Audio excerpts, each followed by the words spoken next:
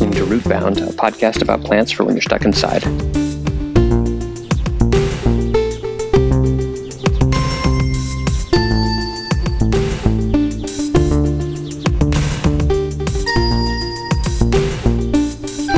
Today's Rootbound sponsor is dirt. Under every great plant, there's dirt. Dirt! Let's get dirty.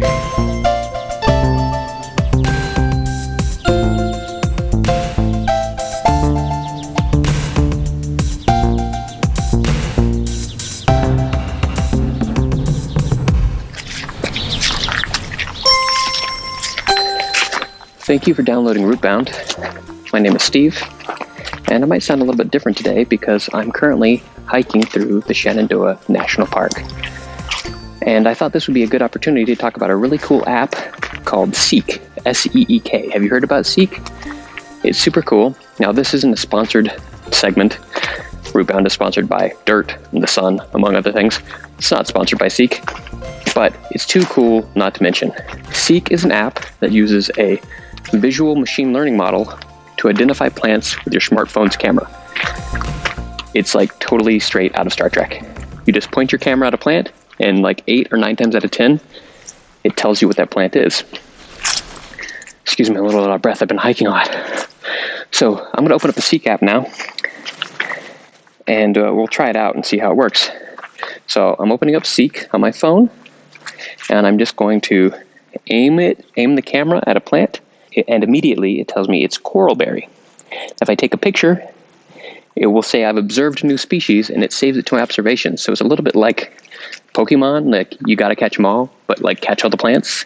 It actually also works on insects and animals. Actually, any living creature, you can point it at your friend and it'll tell you it's a human. It's pretty crazy technology in the palm of your hand. Great way to learn about plants. I've been using it constantly for over a year now, and it's really helped me learn more about plants. So really recommend checking it out.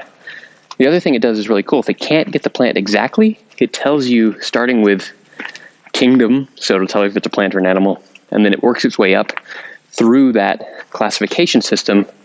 I forget what all those are, but, phylum, genus, blah, blah, blah, to species. So even if it can't get the exact species, it can tell you what it's close to, and normally it gets up to genus, which is pretty good. So let me try pointing it at one more plant, and let's see what it is.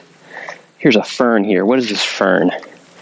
Okay, it says now it's in the order Polypodialis, which I don't know what that is, but now I get a little bit closer. Sometimes you have to kind of scan the plant a bit. It really feels like you're using a tricorder in Star Trek.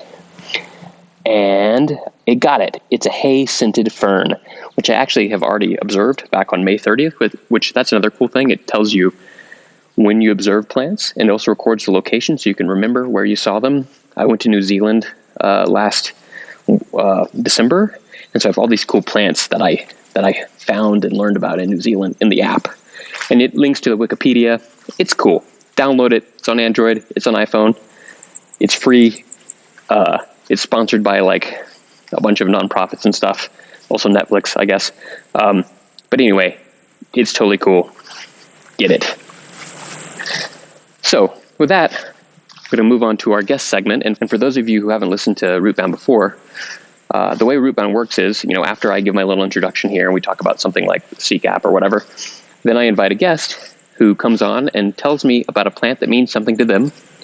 And then I tell them about a plant that means something to me. And through that process, we all learn about plants together. Oh, Carla just spotted a deer. I better go. Here comes the guest. My guest on today's episode of Rootbound is my wife, Carla. Hi, Carla. Hi, Steve. So if you hear any interesting sounds, it's because Carla and I are sitting out on our deck having a cocktail while we do this episode. We thought we'd take it outside since we're Cheers. Here in the same place. Cheers. Let's do one on the mic. Cool. So, Carla, do you have a plant to tell me about? I do. But actually, I was hoping to make you guess what my plant is going to be. Oh, geez. Since you know me so well. I do have no idea. I mean, like any wild guesses? No. Just give me 3 guesses. Is it a vegetable or fruit? It's a plant. But is it edible? It's edible, yes. Is it a chili pepper? It is not, actually. Okay. That was my second thought, but my first thought was something else. Is it a tomato? It is not a tomato. Oh. You're close. Nope, I don't know. Okay. Can you give me a clue? It's green. A lime? No, Oh, but that's also a an very avocado. good. It is also not an avocado. Dang it. All of those are very good. Oh. And actually, those are all, plants that I would be interested in. But the one that I chose for today was cilantro. Oh, dang it. I should have guessed. Should have guessed. But so I guess you would be interested in knowing why I chose this Yes, plant. please. Tell me why. And the reason that I chose this plant is because I like to cook. And I guess more importantly, I like to eat. And this plant is used a lot in Mexican cuisine. So I like it. I like the smell of it. And, I have a pretty early memory of me as a kid just taking cilantro out of the fridge and sniffing it because I like the way it smells. So it's just, I have this kind of visceral connection to cilantro. So for the audience who may not know, where did you have this memory? Where was that? Oh, yes. In Mexico, because I am Mexican. So I grew up in Mexico when I was a kid, and, there was cilantro in the fridge quite a lot. And even after we moved to the States, my mom had cilantro in the fridge. So we had it frequently, and I would take it out and I like to smell it. Or when we were using it to cook, I liked to smell it because I just like the smell of it. So that's why I chose it. It's just like this personal connection to it. I have memories about it. And I think it's a tasty, interesting plant. It is a very tasty, interesting plant, and I hope to be growing some as soon as the weather gets warm enough. Yes, I hope so too, so that we can use it in our own cooking. Indeed.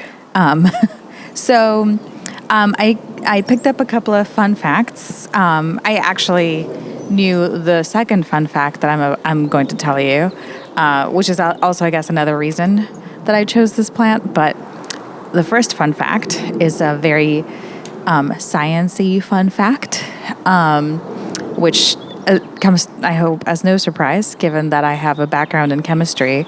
So the chemical compound that is primarily responsible for the smell and taste of cilantro is a compound called linalool. And that is, Wikipedia calls it a terpene alcohol, which I would argue is actually a terpenoid. Because if I recall correctly, terpenes are hydrocarbons and terpenoids have other functional groups like alcohols. So that's why I would argue it's a terpenoid, but so this particular smell, I guess most people describe it as lemony or limey. And to me, it smells bright. It smells and tastes bright. So for me, I associate it with a very bright yellow or with some hints of a bright green, for example. So that's the way I just perceive it, like smell and taste-wise. And then it's my understanding that there's a segment of the population that does not like the smell or taste of cilantro at all. And so the way they describe it is soapy. And, when I first heard about that, I just didn't understand.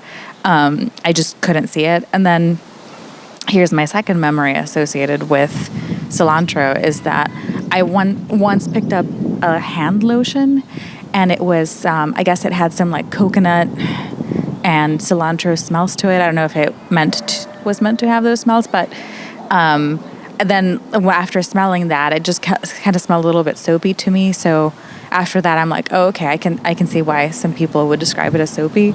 So yeah, it was just a very weird transition in my head. Yeah, relatively recently, I feel like I can understand the soapiness that people get from cilantro, even though I don't get that or don't dislike it. I think I I'm like, oh yeah, there's a soapiness in there that maybe is enhanced by certain people's taste buds. Right. Yeah. No, I agree. And so I don't know, and it's not clear to me why some people don't like it. I don't know if it's because they're just not used to the taste of it, or if it's like an actual genetic thing that they just sense other things in cilantro, like other compounds that are in cilantro more, or if it's just they just are not used to having it in their particular cuisine. So yeah, I always heard that it was a genetic thing, but that might be apocryphal. I don't know. Yeah, I don't know. I have to look more into that. But yeah, so there's certain people that don't like it, but then there's others that really love it, like we do, for example. So fun fact number 2, and you know it, and I know it, and this is one of the reasons why I also chose cilantro, is, it's used extensively in Mexican cuisine. I've always see recipes for very traditional Mexican dishes that call for cilantro. So I was dismayed, I guess, to hear that it's not a Native American plant. In fact, it seems that it's originally from the Middle East, and then after that it expanded to Southern Europe and to Asia in cuisine, and then to the Americas. So cuisine and cultivation, and then to the Americas. So I was very surprised to learn that, just because it's used in so many traditional dishes in Mexican cuisine, that I was like, how is this possible? That's actually one of my favorite things about foods, is how they can be associated with a place so inherently. Right. And if you look at the history of that food and that place could be relatively recent. And I feel like that will be a theme in this podcast, is of food that you associate with one place but really comes from another. The easy one is always people talk about, tomato sauce from Italy, but tomatoes are from Mexico. So or potatoes in in Europe, and it's a plant from the New World, to my understanding. So. Right. So yeah, that's very, very interesting. And so that made me think. So how is this possible that it's used so frequently in traditional cuisine? So I just did a little bit more thinking about it.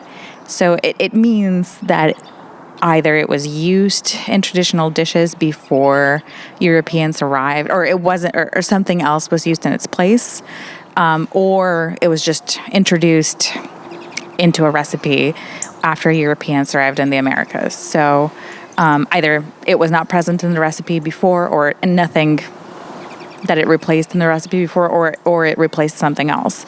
And completely unconstrained by the facts, I'm going to go with a second option, or I guess, I don't know if it's the first option or the second. I forget which one I said first, but completely unconstrained by the facts, I'm going to go with it replaced another plant in traditional dishes, like salsas, for example, that were, to my understanding, part of the cuisine before the Europeans arrived. I think I agree with you, and I think I know where you might be going with this, because we had a fun experiment last year in the garden with a particular plant. Yes. And so I actually, when I was thinking what else could it have been, I found 2 candidates. Although admittedly I need to do more research, and want to do more research about it. But so the first one is what is called Mexican coriander. I don't know why it's called Mexican coriander, but it's in the same family as coriander. But its leaves look a little bit larger. It's a very bright green, and the leaves look a little bit larger. Some kids having fun over there. It's okay. The sounds of outside. Continue. And apparently it has a more intense scent and flavor. Interesting. And I haven't tasted it either at all or recently in order to be able to judge that for myself. But the second option, the second candidate that I found when I was thinking about what else could coriander have replaced or cilantro have replaced, is called papa loquelite. And that plant is not in the same family as cilantro. It has a very strong smell and flavor, and it is also used in some traditional Mexican dishes. And Steve, I know that you know what my reaction was to that, because it is a very overpowering smell and taste. And when we were planting it, I was thinking, oh yeah, this is going to be fun. We're going to use it in dishes a lot. And then the first time that you harvested some after we had planted it to use in a dish, I had this reaction of like, oh no, I can't. It was such an overpowering smell and flavor that I think I'll get used to. But it was just kind of a shock to my system. Are we going to try to grow it again? I think so. I would like to, for the reason of I'm curious to try it in some of these other traditional Mexican dishes that I have that I mentioned earlier. For example, the semita, which is a sandwich that is a traditional sandwich from Puebla. I would like to try it in that. So, because my understanding is it's this very specific bread with like sesame seeds, which also, how did that happen? And some ham and like a red. Also, how did that happen? Yeah, also, how did that happen? And then a red salsa, and then the semita. So I'm curious to try it in that recipe. So that's why I'm for trying to plant it in our garden. I'm okay with planting it again. I wish we would have used it more last year because it grew like crazy. It did. It really did. Cilantro is always a little bit tricky to grow. It grows, but it goes to seed really fast. You have to keep planting it, but the papalo turned into like a bush, and it was like too much that we could even use. So, okay, we'll try growing it again. I'm glad that you're open to that idea because your face when you tasted it last year did not seem like that would be a possibility. Well, when I first tasted it, yeah, you're right. But then I think I grew to hate it a little bit less the more I tasted it. But yeah, it was a very intense reaction. I remember. Indeed. You looked alarmed. Indeed. So that's my plant, and that's what I chose. I'm actually kind of surprised you didn't guess it, but all of your other guesses were very good and stuff that I would have picked. But for some reason, cilantro was the first thing to pop into my head. Special. Call me crazy, call me slow. Got my own cilantro mixture. Watch me roll and watch me go. So, Carla, do you mind if I tell you about a plant? Oh, I'm looking forward to it. Okay. You're probably going to be able to guess this plant. But can I try? You have two guesses, but you're not going to get it at all. I don't think you're going to get it at all because it's actually kind of out of left field a little bit. Okay. I was trying to think about a plant that meant something to me that you wouldn't know about, which was pretty hard. Is it okra? No, but that's an interesting choice. Okay. Is it a plant? Is it like a leafy plant or is it a fruit? I'm not giving clues. Okay. Let's see. Is it a plant or is it a tree? All right, let's just go for a little walk here. Oh my gosh. I'll show it to you. Oh my gosh. I'll show you the plant. Okay. This is going to be an endeavor. Surprised. We don't have to go too far. We're walking with a recorder and two mics, and we're tethered to each other. As per usual. Yep. Okay. Here it is. Is it catnip? No. Oh, it's it's mint. It's mint. Do you have any idea why I would have chosen mint? No. I'm actually surprised. Yeah, that's what I thought. I'm glad I could surprise you. So, I was trying to think about what is like a very early memory of a plant. Oh. And really, when I was thinking about it, I was like, where do I think of being like conscious of a specific kind of plant? And it goes to being at my great-grandparents' house in Ventura, California. My grandma was quite an avid gardener, and they had this really cool deck that kind of went out over this, because their house was on a hill. It was kind of an interesting, we're going to walk back away from the mint, because I guess the mint doesn't need to hear us talking. Bye, mint. Oh, there's our cat in the window. Hey, Captain. Hi, Cap. So their house was on this hill, so to get to their front door, you kind of had to walk over this bridge kind of thing because of the steepness of the hill. And under the bridge, they had an avocado tree, they had a lime tree, they had an orange tree, but then down there was this network of paths, and my grandma had some mint planted, and she had it, a lot of it was planted by this little Buddha statue, which I'd never quite, thinking about it now, I'm like, I don't know why my grandma decided to have a Buddha statue. She also had like a little like Chinese dragon statue down there, so she had an Asian theme going down there. I'm not quite sure why, but I have memory of this little Buddha statue, like a cement, like gray stone Buddha statue surrounded by mint leaves. And that's the first time I think I ever realized that you can just pick a plant and eat it.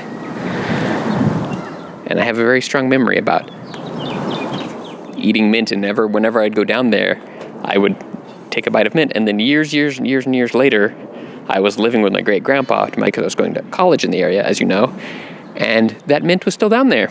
And I would go down there and sometimes take a little sprig of mint and eat it. So you do that to this day. You just take something from the garden and eat it. Yep, lots of random things. Yeah. That's true. Papalo was one of them that you did last year. That's true. It was always fun giving that to people who didn't know what it was because they had a similar reaction to you. So to talk a little about mint, I need to pull out my phone to get some notes here. I did a little research on mint. I have to say I didn't know much about mint before. So mint is really the specific species is mostly Menta spicata, I guess. I wouldn't know. Anyway, but the genus mint is actually relatively large and it hybridizes very easily, so it's actually kind of hard to keep track of how many species and subspecies of mint there are. I guess it's a little confusing. One thing that I learned is that I always talk about catnip, which is also growing by our mint, is in the mint family, and it is, but it is not the same genus. It is not genus Menta, it's a different genus.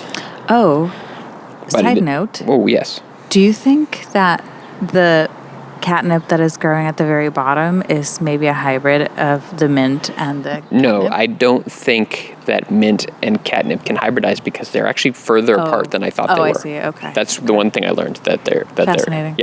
They're a completely different genus, actually. And in fact, they're part of a similar family that includes like a bunch of the good smelling things like rosemary and basil, but that might be higher up than the root connection to mint. But anyway, I always thought they were way closer than they are, apparently. So one thing that I read about is I'm trying to get into like botany vocabulary in this podcast and learn some new words. So I learned a word called a stolon. Oh. And mint has stolons, which are more commonly referred to as runners. So the way it spreads along the ground, it sends out little stems low to the ground and then shoots up the plant along those, which is different from rhizomes, which are similar, but those happen deeper below the ground. They're more like roots that spread, and stolons that go along the surface. So mint does that. Strawberries also have stolons. So I like the word stolon. Sounds like a robot's name from a sci-fi novel. It does. Hello, I am Stolon. There is apparently a fruit, which I guess is quite small. I have a quote from Wikipedia here that I wrote, which is, the fruit is a nutlet containing 1 to 4 seeds. I just like the word nutlet. I think I might refer to the cats as nutlets at some point from now on. I was thinking the same thing. Yep. And, so I mentioned already that the taxonomy of the genus is a little bit difficult because of the hybridizing, but there's a lot of different stuff. And, when you think about mint has a ton of uses. It's used in all sorts of culinary things.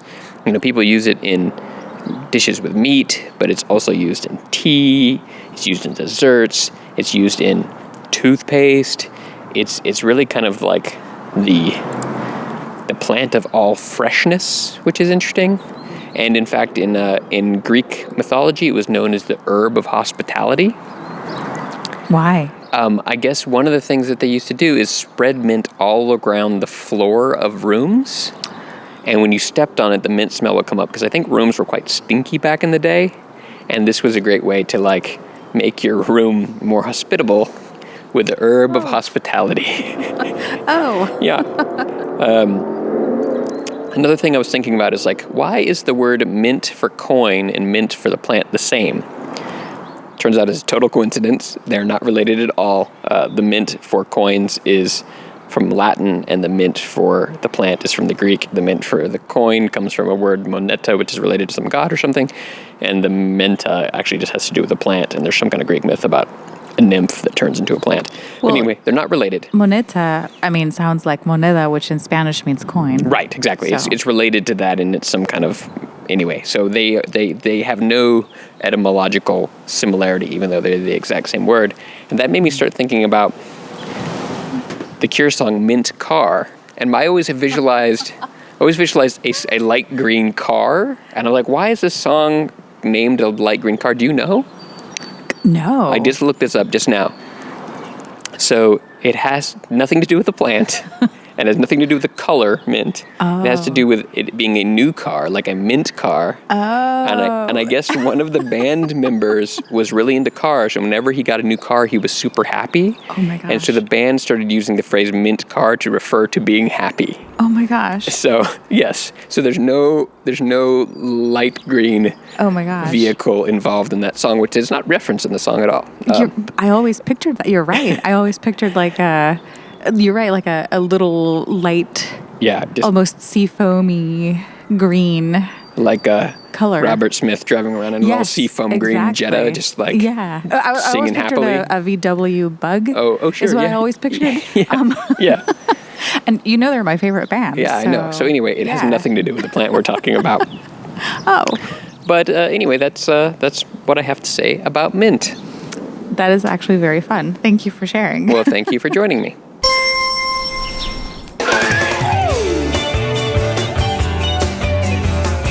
For those of you who don't know, this is Mint Car by The Cure, and it has nothing to do with the plant.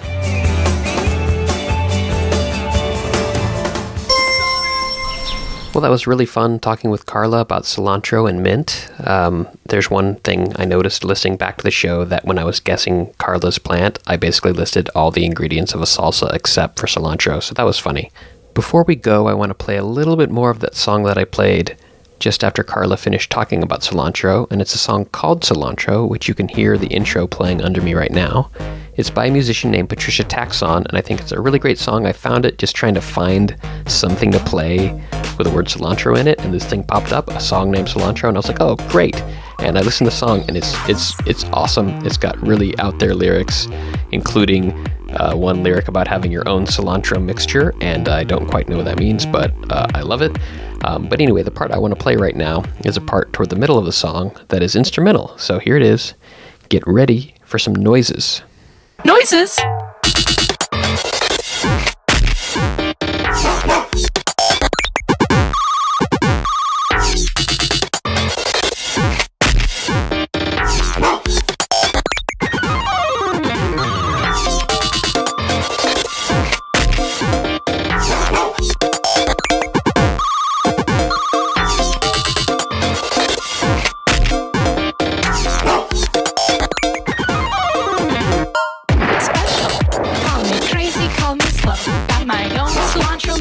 Watch me roll and watch me go, go, go. Today's guest on Rootbound was Carla Arias. Carla is a chemist and attorney, and I'm lucky enough to be her husband. Rootbound is hosted by yours truly, Steve Ellington. Music by Christian Kriegescota. Fake ads by Dave Lanny. Rootbound is a podcast about plants for when you're stuck inside. But if you do have a chance to go outside, look around you. If you notice any interesting plants, let me know about them. You can drop me a line at rootboundpodcast@gmail.com, or on the web at rootboundpodcast.com, or on Instagram at rootboundpodcast. Let's get dirty.